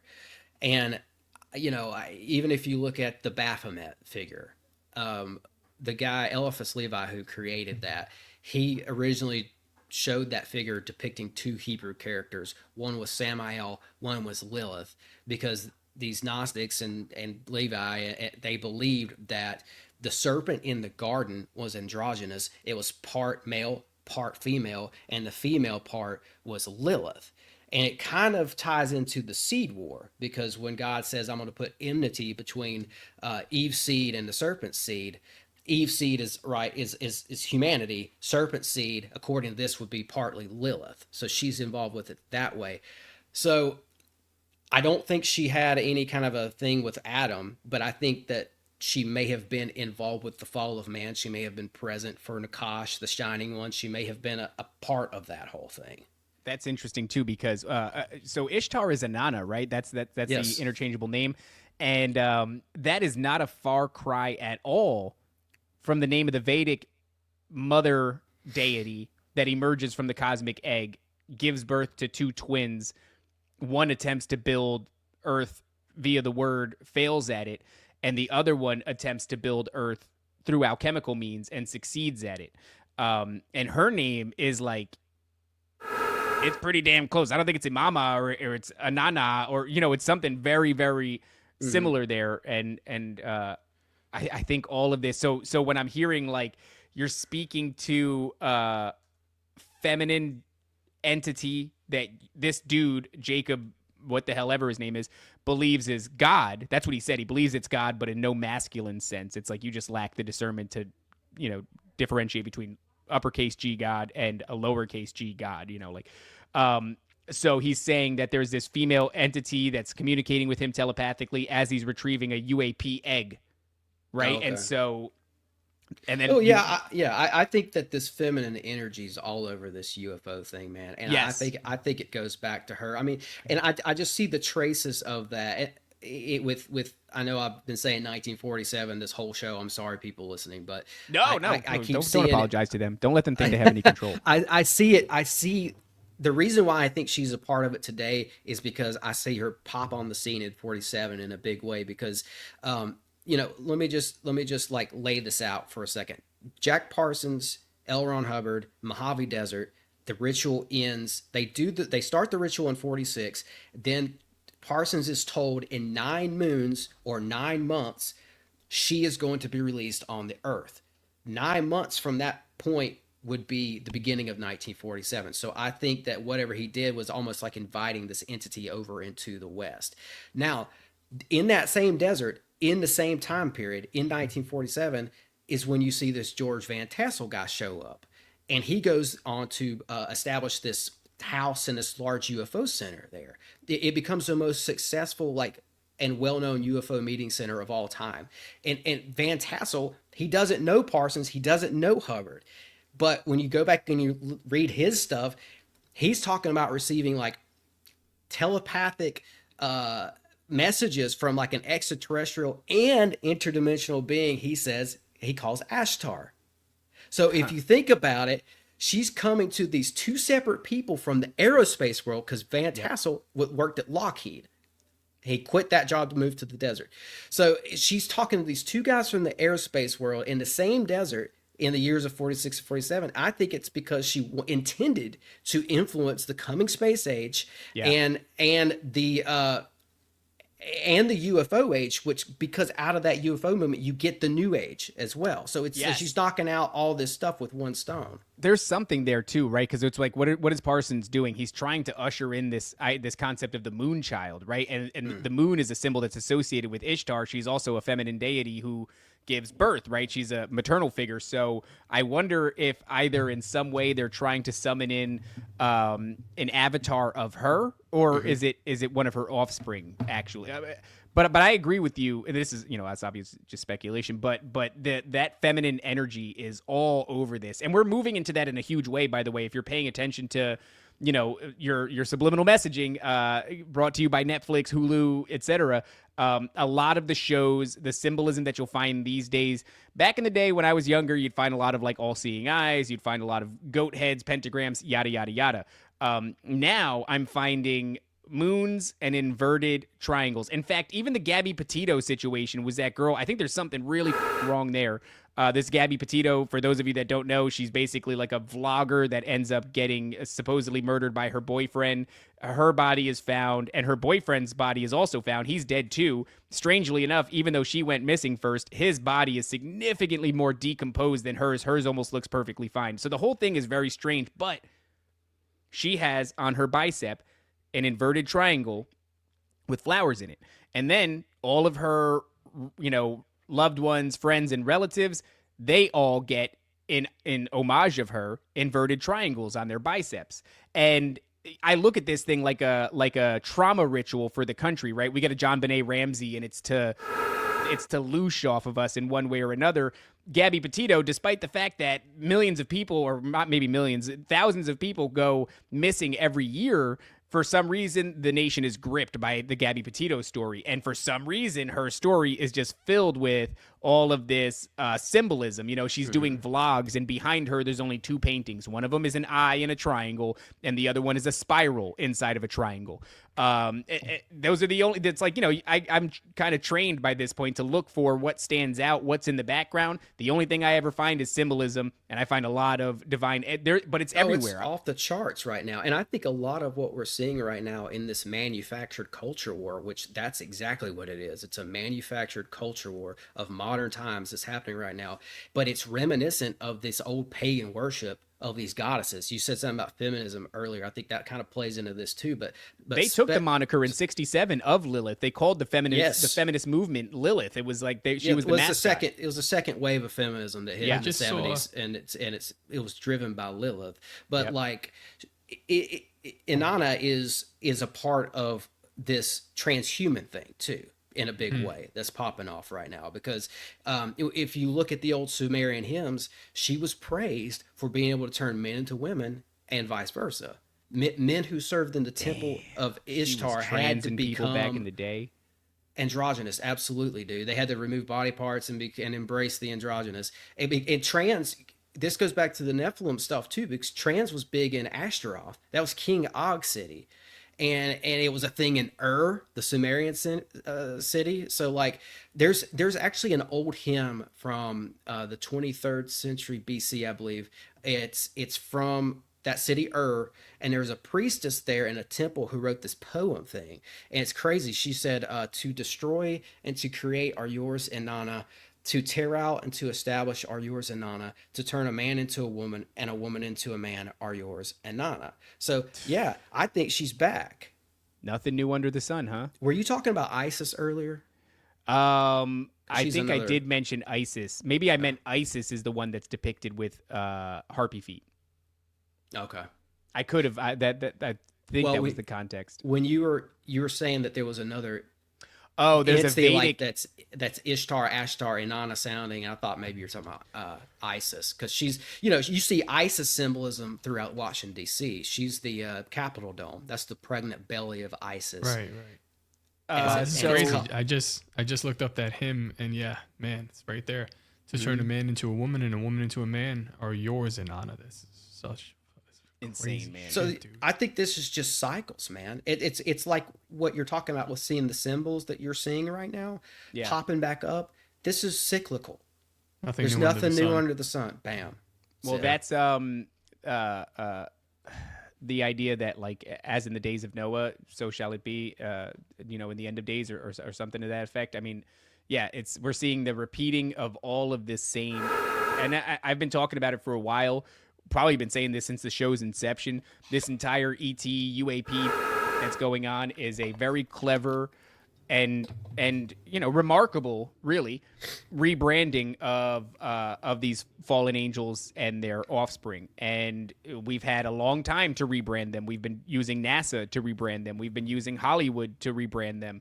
And then, of course, whatever happened in the 40s, whether or not it was on purpose and we were meant to see it and it was part of the lore that was going to be developed so that we can get to this point where we are accepting the idea that these are our benign space homies from a galaxy far, far away who want to stop us from destroying ourselves with nukes and who want to save the planet and help us ascend, help us to become, and that would be the psyop here. That's perfect. And I mean, that's how they roll, man. That's their game plan. That's how they play us. That's that astrotheological trickster that I felt like I got played by.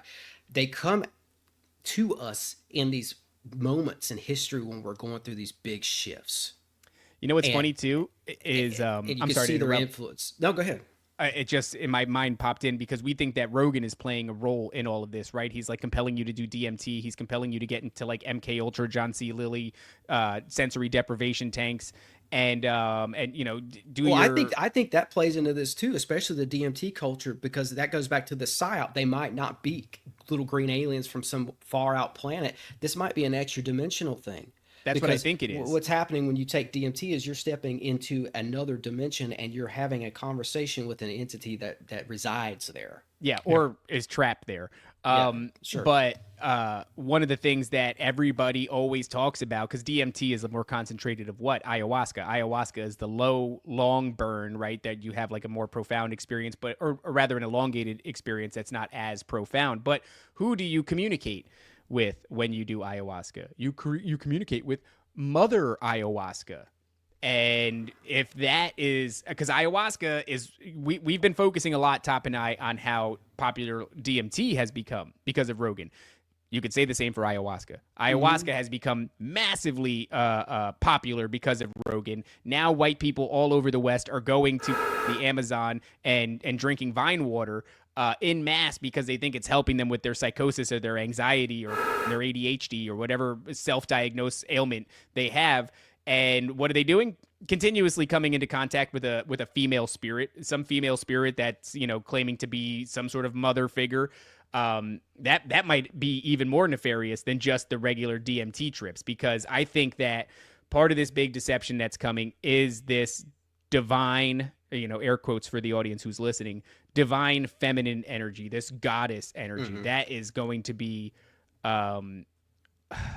it's going to resonate with so many people if we do cross some line where there's some big reveal and it's like, there's a goddess deity that's like, are you kidding me? Do you know how many people, especially in the West, are just going to immediately, clamor to that because it resonates with them in some way, shape, or form because the patriarchy is XYZ. You know what I mean? Like we've been gearing towards this, defining masculinity as toxic and no longer valuing men, and then confusing people about what a man and a woman even is, right? I think they just like to come down here and get really, really involved when we're going through major shifts in history. I think the shift we're in right now, I've laid it out. I think it involves this technology, this boom that we've seen with tech, and just how we're becoming something more than human. Whether we like it or not. Don't take the chip, guys, but like still, you got a phone in your hand 24/7. So there is things aren't the way that they used to be for millennia, right? And I think with Inanna, she swoops in during these shifts. She's present during the Sumerian Empire. She was around during King Solomon's kingdom and his rule. She's the Babylon that I think John the Apostle was talking about in Revelation. So it ties her in with the end times and what you're talking about. And, where you see Semyaza released from the pit, and there's some have suggested that might be a power struggle happening there between Apollyon or Abaddon or Semyaza and the Babylon. It seems like they might fight for control of the Antichrist. And it just reeks of her to me, because this is what she tried to do with Gilgamesh. She tried to get control of Nimrod Gilgamesh. So it's like, if you look at history, guys, you can see this stuff happening again. Man. Yeah. Once again, right? Ecclesiastes, nothing new under the sun. Yeah. I don't, with this entity in particular, I don't hear her being talked about in relation to eschatology much, but I think it's there. You know what I mean? I definitely see like a strong force field of eschatology coming out of 1947. So And I just want to highlight this, like the Babylon in the book of Revelation, I think is the Babylon Jack Parsons contacted in 47, in my opinion. Do you think she's like on her way out? Because No, according to- well, no, go ahead though. no, go ahead. Finish your thought.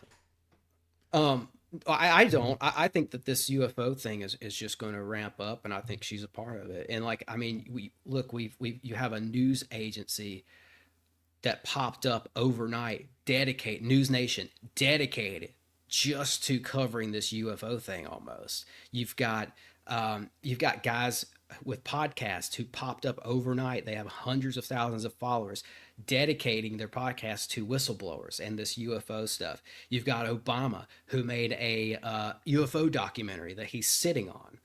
He hasn't released it yet. Like, what's he waiting for, right? There's an agenda at play here, and I think that she's involved with it. And I by the didn't know- way, I didn't know he made a documentary on the UFO. that He did a documentary on the Betty and Barney Hill incident, and they just haven't put it out yet. Okay. So that With moving Netflix. into the age of Aquarius that I keep saying these occultists think we're doing, it is marked by the return of the divine feminine goddess. So Yeah. This year, fellas, this year around 47, 45, 46, 47, the year Israel becomes a nation, the year the book of Enoch comes and is reintroducing mankind, the beginning of the UFO age, the space age because of Jack Parsons' influence. It all coincides with Crowley's death in 47, which coincides with the Aeon of Horus and the Age of Aquarius. So you could say like all this stuff just kind of happened all at once. And you could say that Parsons opened up a portal. Maybe he actually did, and invited this entity into the West, and she brought her host, her army, with her lights in the sky, right? Maybe that's what we're seeing here. Especially if Ishtar is what the Bible calls a principality. Because, like after Babel, it says God sectioned off the different groups of people under different principalities. She might be one of those entities. And you got to think that those entities are going to have armies. A prince or a principality has an army. Whether that's a celestial army or a terrestrial army here on Earth, they're going to have an army. And I think that, like I said, I broke it down where I think she was involved with maybe some of the early cattle mutilations and all this. I just think this has been happening for a long time. They've got this angelic tech. It goes, you see it, in the Sumerian tablets, you see it in the Egyptian stuff. The people of old were getting this technology directly from them. We had some off time. And now in 47, after World War II, you start to see this technology coming back to mankind like it was back in the days of Noah.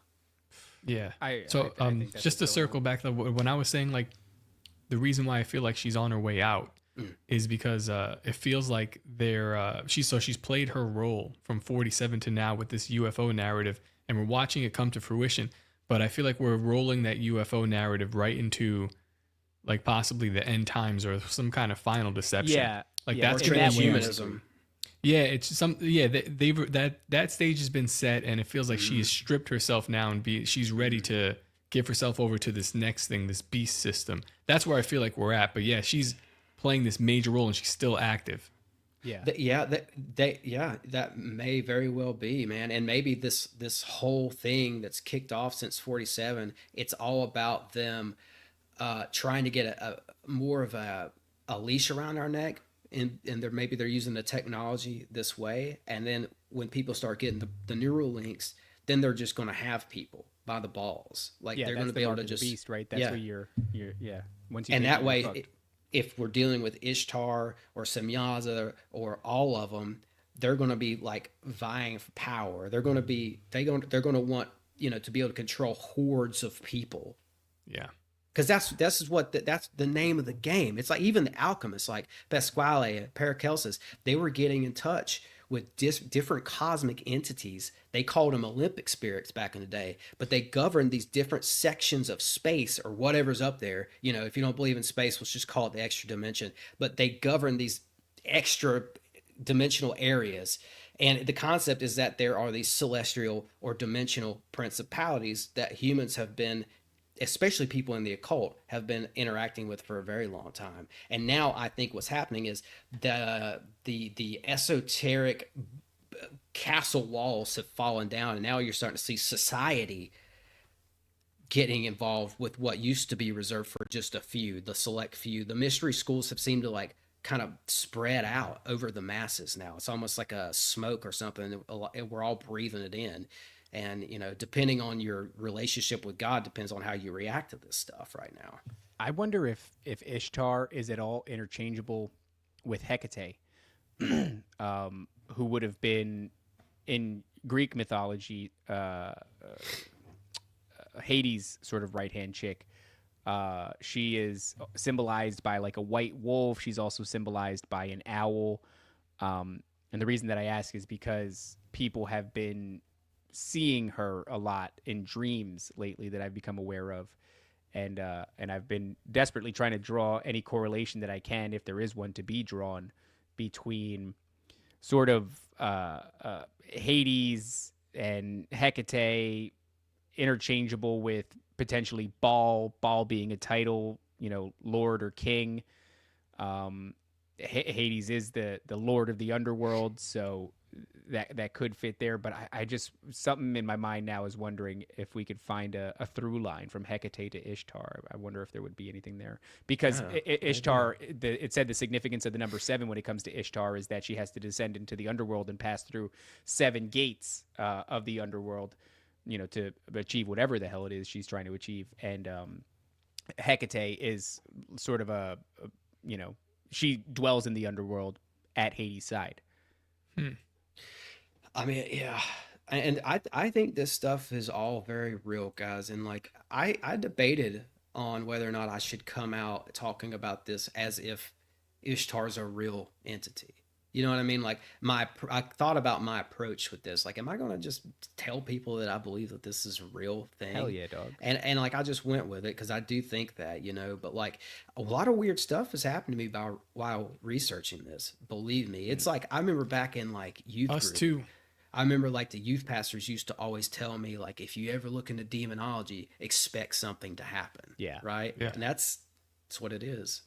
Yeah, very much the same experience here. As soon as I started my show, I was like plagued with a bunch of very strange happenings, and not the case anymore. But yeah, I think it's you're engaging. You're saying I'm picking a side. There's a spiritual war. We don't engage in the spiritual war with our fists and our legs. We engage in speech. That's how you engage in spiritual warfare is through the word. And so I think that as soon as you start espousing, you start taking it in with the expectation to say it, and that becomes a problem. As your show grows and gets bigger too, expect, you know, more stupidity. Like we were on the, you know, like a couple weeks from our live event, which kind of was a catalyst to us doubling our growth with the show, and just stupid things after stupid things. I mean, just one after the other, to the point where I was like, I had actually prayed and said, like, all right, that's enough now. Like, I understand. Yeah, but like now it's a time to move forward because we're doing this anyway. We're too retarded to stop. Right. But yeah, expect that. It's going to happen. Yeah, I think you're right. And like, it's not just like that classical, like you see the shadow in the hall kind of stuff either. I've had some of that happen to me, but I've had weird stuff happen to me with my phone. Just like weird, like for instance, like the first night I talked about Ishtar on a podcast, it was like 6 o'clock after the podcast wrapped up. I went out for a run, and the night before I was out running, and like a POD song came on, and it was fire. I don't even really listen to that band, but like I was running, and like I caught some extra wind from that song. So now I'm like, okay, I was going through my phone to find a POD album, and I just picked something I'd never heard, right? And it was supposed to start with the first track. Instead of that, my phone jumps down to like track 7 or 8 and starts playing that. And I look at my phone like, what is this? This is not the first song. And it said it was like Babylon is a Murderer. It was the first was the song that it picked to play. And I had just talked about how Ishtar is Babylon and all that stuff like an hour before. And I was just like, wow, dude. Like, just stuff like that, man. Crazier things have happened, but just little glitchy phone things like that happen to me a lot. Yeah, well, Ishtar's number is the number 7, and Babylon the Murderer is the 7th track on the album Murdered Love. Damn, boy, That's POD. it, brother. Yep. Who that's knew it. That's the POD album. was on it? Yeah, They had that POD's on one their hit shit. song, right? I What was love their POD. one? I think their it's one-hit song? We Are. They had Yeah. that Youth of the Nation. That's a banger of a song. I Yeah. love that song. They were They Christians. had- They were like one of those Christian bands like Creed, kind of like they are Christian, but they don't specifically advertise it, right? Yeah, I yeah. think We so, learned yeah. that Flyleaf, which is a big band when I was younger. Flyleaf is a Christian band. I had no idea that Flyleaf was a Christian band. There's a lot of bands like that. I listened to this song called "Set It Off." Shout out to POD, I guess, at this point. There's this Shout out POD, baby. there's this song called "Set It Off," and it just came on one night when I was running. I'm like, man, I feel like I've lifted off the ground. It goes so hard, dude. Yeah, But, yeah. so, yeah. Certain songs, man, they'll give you an extra gear. Listen, we're at the 2-hour mark. It's time to bring it in for a landing. This is a banger of an episode, and I know we were a little bit all over the place, but that's the name of the game when you delve into these topics because they connect to so many other ideas and other topics. But for me, this felt like another piece of the puzzle when it came to this divine energy because I've been ranting about it on and off, on different shows. Especially with the whole UAP egg retrieval thing and the bald dude Jacob getting possessed by the spirit. And I genuinely feel like we're on the right track with this Ishtar thing. So thank you, Tim, for bringing this and having this information for us. So before we go, one more time, where can everybody find you? Yeah, absolutely. And thank you, man. Like I always love talking to other podcasters and picking their brains, especially people who research, because we kind of have to, because we have a show. Like that's the best kind of feedback. And just like hearing other people's ideas, it's like I got a list of stuff over here that I got to check out now. So I just want to tell you, thanks for having me on and thanks for your feedback and all that. And just we're in a war for the mind. The Bible, it will help you ward off the deception. It's encoded with the keys to unlocking the doors of understanding, folks. So check it out. I'm Tim Constantine. My show is Sixth Sensory Podcast. I'm on Spotify, Apple, YouTube, and Patreon. And thanks for having me again, guys. Of course. Absolutely, man. We'll have you back on to talk about this Hitler stuff. Yeah, I really want to do that. I want to start showing I wish we people would that. have found you earlier because the Hitler thing it's not dying down. There's still a lot of Hitler bros, but there's still a lot to be discovered. Yes, So yeah. So we Well, got if we do that show, I'll just try to I'll try to knock that. I won't go into it now because we're done. But like I can prove, I think I can basically prove that Hitler he had at least one foot in the occult. But we'll talk about that some other time. Awesome. That's all I want. That's all I want because there's been this, like I said, there's this notion that Hitler was based and he was maybe pseudo-Christian or some form of Catholic, and I just don't think that's the case. I had a big falling out with the community because I am quite on Twitter, so they're like, "Oh, one of us," and then they're like, "So we love Hitler," and I was like, "Nah, I think Hitler was like a kind of it's complicated. I do think that they're doing wacky stuff, but I was like, Hitler was definitely talking to entities, and that doesn't make just because one side is bad doesn't mean the other side is bad as well. So yeah, I got excommunicated from the white as a Puerto Rican from the community, which was very unfortunate, but it's fine. Whatever, it doesn't matter. It's all good. Well, that's right. Maybe we can win them over. Maybe we can make them Puerto Rican. I mean, some of the scientists weren't that bad as people. Yeah, Mengele was a good guy. So, all right, well, let's bring it in for a landing. Top, we got anything else? We don't have anything else, man. Obey, submit, comply. See you later. The greatest hypnotist on planet Earth is a oblong box in the corner of the room. It is constantly telling us what to believe is real. If you can persuade people that what they see with their eyes is what there is to see, you got them. Because they'll laugh in the face of an explanation that portrays the bigger picture of what's happening.